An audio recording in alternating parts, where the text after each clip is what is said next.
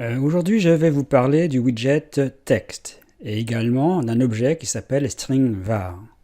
Alors, on va commencer par le widget text. Alors, pour cela, je vais vous montrer ici l'exécution du programme que vous avez ici à gauche.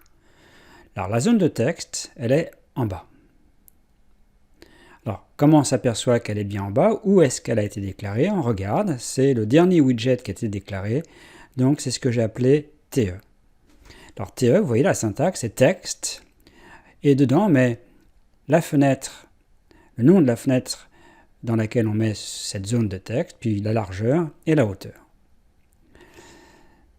Et évidemment, il faut utiliser la méthode pack pour positionner le widget TE. Alors là, il y a ici bind, ça veut dire qu'on va associer un événement à ce widget. Alors, je vais cliquer ici sur ce widget, une zone de texte, je peux afficher un texte. Alors l'événement, en quoi consiste-t-il? Eh bien, on va appeler la fonction que j'ai appelée non-bis quand on appuie sur la touche retour. Alors cette zone de texte, on peut donc écrire, là j'ai simplement appuyé sur A, on peut écrire, on peut aller à la ligne, il continue à écrire. Bon. Alors vous avez vu, quand j'ai appuyé sur la touche retour pour aller à la ligne, il y a eu 1, 2, 3 qui s'est inséré après le 1, 2, 3, 4, 5, 6e caractère que j'avais déjà saisi. Alors pourquoi? Parce que quand on appuie sur la touche retour, eh bien, comme c'est un événement, ça appelle la fonction non-bis. Vous voyez, non-bis, elle est ici, il y a bien event. Et là, il y a une méthode qui s'appelle insert. Alors, j'ai inséré dans la zone de texte TE. Alors ici, il y a ce qu'on appelle un index. 1.6 signifiant première ligne, 6e colonne. C'est donc une position. On insère cette chaîne de caractères après le caractère qui se trouve à cette position. Donc c'est bien à ce niveau-là. 1, 2, 3, 4, 5, 6. Donc c'est bien ici qu'on a inséré cette chaîne de caractères. Je vais de nouveau appuyer sur la touche retour, sauf que dans la zone de texte, je n'ai rien écrit, je ne vais rien écrire. Donc j'appuie sur la touche retour, et donc ça appelle la fonction non-bis, qui consiste à insérer le texte 1, 2, 3 à l'endroit 1.6, ça veut dire première ligne, 6e colonne, après. Mais comme vous le constatez, ça le met ici. Alors pourquoi ça le met ici? Ça ne le met pas à l'endroit escompté, simplement parce que la méthode insert insère après le caractère qui se trouve à cette position. Or, il n'y avait ici aucun caractère à cette position, donc ça l'insère au début. Maintenant, regardons les widgets qui se trouvent au-dessus la zone de texte que j'ai appelée TE. Il y a ici un bouton que j'ai appelé effacer, il y a un bouton qui n'est pas nommé. Ici, il y a une zone de saisie, une entrée, et là, il y a un label. Donc le label, on le voit ici, c'est ce que j'ai appelé champ. Là, vous avez une entrée. Ensuite, vous avez un bouton, et ensuite un autre bouton.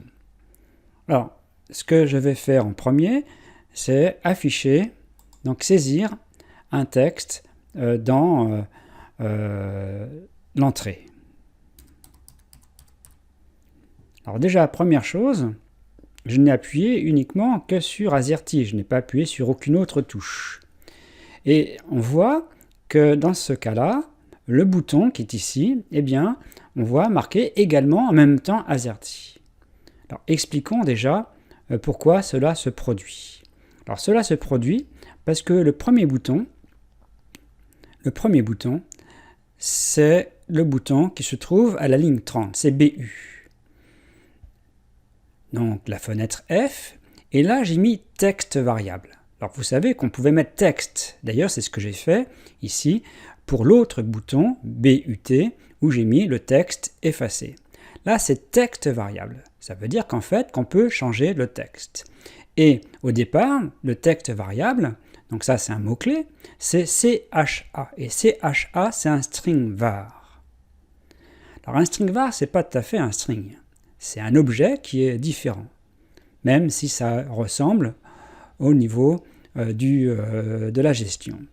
Alors pourquoi, lorsque j'ai écrit un texte ici dans la zone de saisie, pourquoi ça m'a transformé également le texte variable? Bien, tout simplement parce que quand on regarde l'entrée que j'appelais entre, eh bien, il y a également marqué texte variable et c'est également CHA, c'est chat.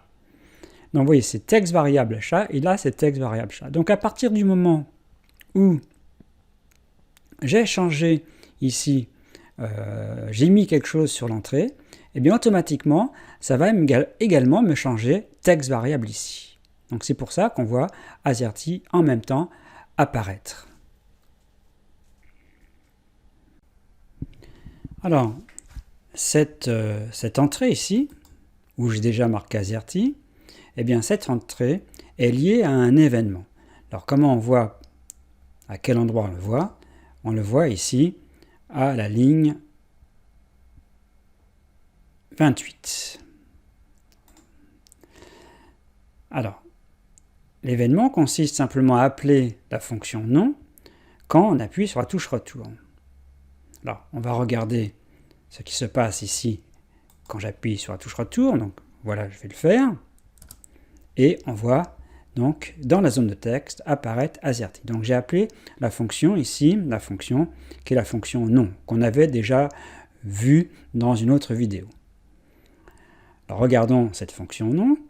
Il y a global ch. Pourquoi je mets global ch? Parce que ici ch a été déclaré globalement, c'est une chaîne de caractères vide, et que dans le programme, c'est-à-dire que dans la fonction non, ch change.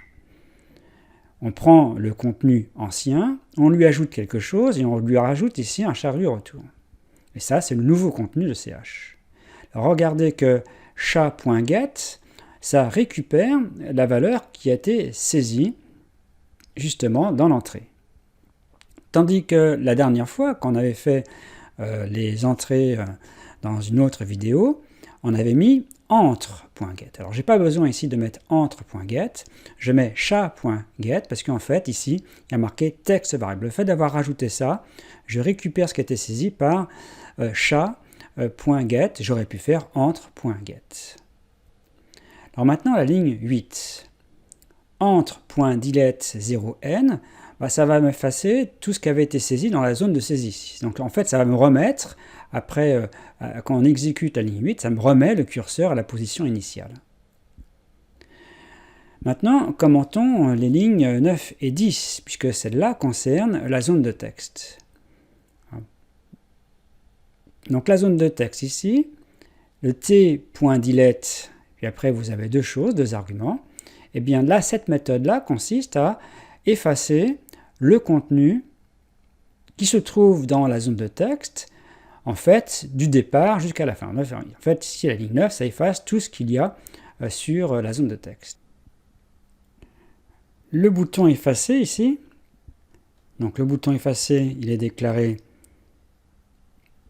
à la ligne 32. Eh bien, je clique donc sur le bouton, et là, il y a une commande. Le bouton précédent, il y avait un texte variable sans commande. Là, il y a un texte simple avec ici effacer, c'est pour ça qu'on va effacer. Et là, il y a une commande. Donc, commande, c'est simplement la fonction effacer qui est appelée lorsqu'on appuie sur ce bouton. Et que fait effacer? Ça prend la chaîne de caractères ch et ça la remet à 0, entre guillemets, c'est-à-dire ça. ch devient une chaîne vide. Alors pourquoi je fais ça? C'est parce que vous avez vu que chaque fois qu'on appuie sur la touche retour sur la zone sur l'entrée, eh bien ch évidemment change. Il y a chaque fois une ligne supplémentaire. Donc là je vais appuyer sur effacer et je vais maintenant saisir une autre. J'appuie sur retour et là vous voyez ça a bien donc effacer ch, ça le remis en fait à la chaîne vide. Alors, résumons le widget texte. Donc c'est une zone de texte, on peut afficher du texte et on peut lier à cette zone de texte un événement en appuyant sur une touche de clavier ou avec un clic de souris et en appelant ainsi une fonction. Alors là j'ai changé un petit peu le programme dans la fonction non-bis parce que les méthodes concernant les widgets, donc on peut insérer, ici c'est ce que j'ai fait, on peut insérer. Donc quand il y a déjà du texte, eh bien ça insère à une certaine position. Donc après le caractère qui se trouve à cette position, donc là c'est ligne, colonne, et ça insère donc une chaîne de caractères. Et il y a une autre méthode, c'est get. Get, en fait, ça permet de récupérer de cette chaîne de caractères, donc celle qu'on voit, les caractères qui sont situés entre ces deux positions. Donc 1.0 et 1.1. Donc en fait, première ligne et colonne 0, première ligne, première colonne, c'est donc en fait le premier caractère. Alors si je fais par exemple A, 0, T, je fais ça, et on va l'insérer, donc normalement c'est que le A qui va être inséré à la 6e position, 1, 2, 3, 4, 5, 6. Donc normalement après le Y. Donc il faut appuyer sur la touche retour. Oui, c'est bien ça, il y a bien le A qui a été inséré. Donc j'ai récupéré avec get un caractère ou plusieurs caractères de ce qui est affiché et je peux insérer des chaînes de caractères comme j'ai fait dans la fonction non-bis. Alors il y a également, on peut effacer, comme on a fait ici, avec delete. Ça efface le texte que l'on voit, ça efface d'un certain index à un autre. Alors ici, il y avait une autre façon, on n'est pas obligé de mettre des cotes, on peut mettre 0.0 sans rien, et n, on peut mettre n en majuscule. Bon, il y a d'autres choses, il y a tout un tas de possibilités avec les index. En ce qui concerne le string var, eh bien c'est un objet qui est propre à Tkinter, donc il faut déclarer après avoir déclaré la fenêtre, ici f. On peut donc obtenir le contenu de ce string var avec get, comme on l'a fait ici à la ligne 7. Remarquez que ce string var également est utilisé dans l'entrée, puisque j'ai mis text variable, et le text variable c'est justement ce string var. Alors ça peut être utile d'avoir ce genre d'objet. Il y a également booléen var, int var, il y a d'autres objets de ce type-là liés à Tkinter. Et remarquez que dans le bouton ici BU, il y a également le texte variable ici qui est toujours ce string var. Et le fait de changer ici ce texte var, c'est-à-dire qu'on saisit quelque chose sur la zone de saisie, sur l'entrée, eh bien ça change également le texte du bouton.